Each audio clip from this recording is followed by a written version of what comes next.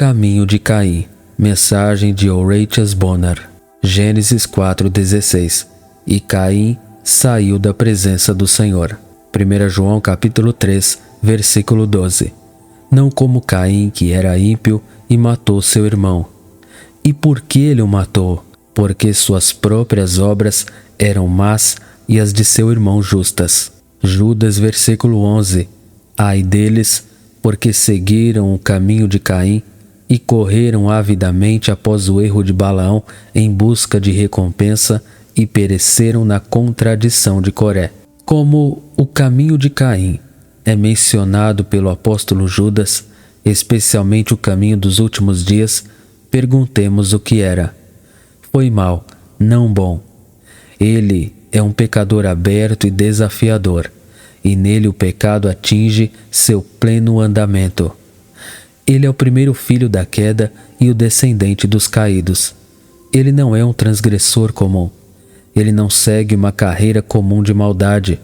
Ele corre para o extremo do mal. Ele é dado como um farol, mas como um verdadeiro espécime do homem, do coração humano, mesmo nas circunstâncias mais favoráveis.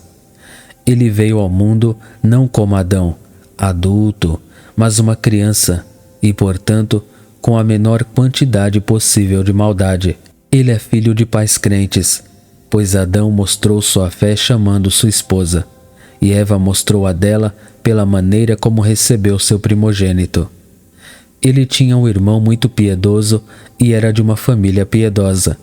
Ele não foi exposto a nenhuma tentação externa. Ele não teve companheiro no pecado. Ele percorreu o caminho largo sozinho. Ele foi advertido sem dúvida contra a serpente e sua semente.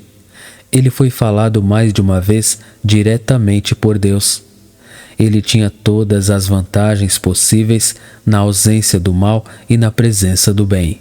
Muito poderia ser esperado dele. No entanto, ele vira as costas para Deus, para o paraíso, para o altar, para o sacrifício, para tudo que é bom e abençoado. Mas vamos ver mais especificamente o que o apóstolo chama de o caminho de Caim. Primeiro, é o caminho da incredulidade. Caim é o primeiro espécime de um homem incrédulo. Seus pais eram pecadores, mas acreditaram. Seu irmão era um pecador, mas ele acreditou. Caim não é ateu, nem um homem totalmente irreligioso.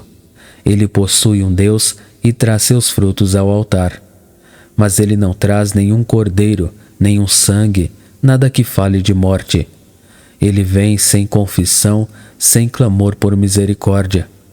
Ele não vê necessidade da semente da mulher, nenhum perigo da serpente, nenhuma preciosidade e talvez nenhuma verdade na promessa da cabeça esmagada da serpente ou do calcanhar machucado do Messias. Ele fica do lado de Satanás contra Deus, não de Deus contra Satanás, pois toda incredulidade é um alinhamento com Satanás contra Deus. Deus não é para ele o Deus da graça, nem a semente da mulher, o Salvador dos perdidos. Ele tem uma religião, mas é uma religião feita por si mesmo, uma religião humana, algo próprio, sem Cristo, ou sangue, ou perdão. O amor de Deus é para ele mera indiferença ao pecado. Rejeição da religião de Deus e de seu Messias. Este é o caminho de Caim. Segundo, é o caminho da apostasia. Ele vira as costas para Deus e não terá nada dele. Ele não é como um de nossos pagãos obscuros, ignorante do verdadeiro Deus. Ele conhece a Jeová e ouviu a sua voz, mas ele se afasta.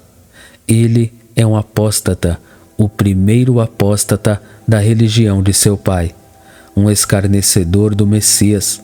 Ele precisa de um Messias próprio, um Cristo que há de ser, não o Cristo de Deus, mas o do homem. De que pequenos começos brota a apostasia. Terceiro, é o caminho da mundanidade. Tendo abandonado o Deus de seu pai, ele faz um Deus para si mesmo. Esse Deus é o mundo. Ele vai para longe do paraíso, constrói uma cidade, torna-se um homem completo do mundo. Torna-se o pai dos inventores de todos os instrumentos curiosos.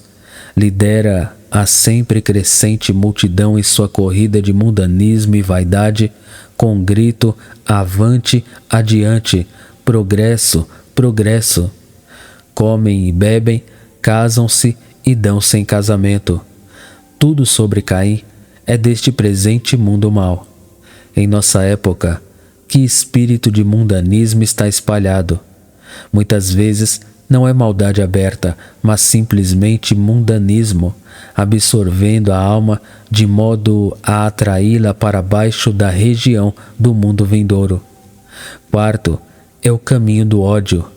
Ele começa com inveja de seu irmão, segue para o ódio, termina em assassinato.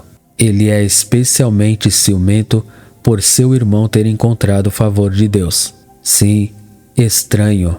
Embora ele não tenha nada de Deus para si mesmo, ele não pode suportar que seu irmão o tenha. Não o amor do homem ou da mulher, mas de Deus é a causa do primeiro ciúme e do primeiro assassinato. Ele odeia a Deus, e ainda mais por amar seu irmão. Ele odeia Abel, e ainda mais por ser amado por Deus. Ele não pode colocar as mãos em Deus, como sinceramente faria, mas ele impõe as mãos em seu favorito e assim se vinga.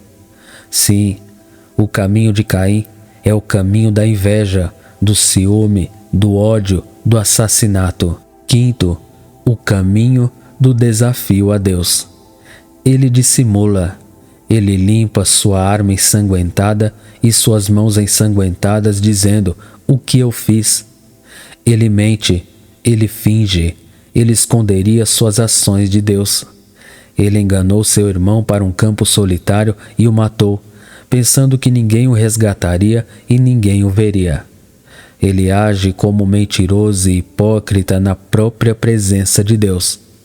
O caminho de Caim é o caminho da hipocrisia, falsidade e desafio a Deus. Deus pergunta a ele sobre seu irmão. Sua resposta não é apenas uma mentira, mas uma impiedade descarada. Sou eu o guardião de meu irmão. Assim ele zomba de Deus, profere a linguagem da irreverência e do desafio. Ele é o seu favorito, por que você não o mantém? Nunca pretendi mantê-lo. Aqui se manifestam medo, vergonha, audácia e desafio misturados. Ele negaria sinceramente a ação, mas não ousaria. Ele treme e sinceramente o esconderia. Ele assume um ar e uma atitude desafiadora, como se para enfrentar aquele que tudo vê. Tal é o caminho de Caim. Marque sua desgraça. Primeiro desespero. Nenhum clamor por misericórdia, mas apenas: meu castigo é maior do que posso suportar. Assim é em outras eras. O desespero de misericórdia do pecador, ou reclamação contra Deus por tornar seu castigo tão pesado, é a repetição da ofensa de Caim e sua condenação. Por que um pecador deveria se desesperar deste lado do inferno? Há perdão ao máximo, graça alcançando muito além da extremidade da culpa humana. Segundo, banimento de Deus. Ele sai da presença de Deus como se não pudesse mais suportar isso. Ele deve se afastar do paraíso, o local de nascimento da raça, a antiga sede de adoração. Mas o que é isso para o banimento eterno? Caim não tem descanso, movendo-se para lá e para cá sem esperança ou objetivo. Um fugitivo e vagabundo, buscando descanso, mas não encontrando nenhum. Triste maldição, ainda nada para a peregrinação eterna. Terceiro, desapontamento. Ele próprio foi a decepção de sua mãe, pois ela pensou que havia conseguido o filho varão. Então, ele é uma decepção para si mesmo.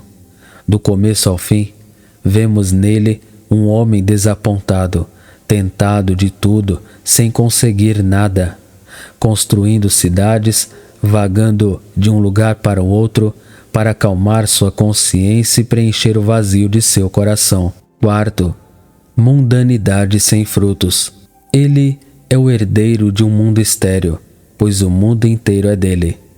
Ele é possuidor de um solo infrutífero pelo sangue de um irmão, lavrando e semeando, mas não colhendo. Um homem cansado, labutando por aquilo que não é pão, tentando extrair água das areias secas e cisternas quebradas do mundo. Essa é a carreira de milhares. Mundanismo infrutífero. Uma vida de vaidade, uma alma totalmente vazia, um ser totalmente desperdiçado.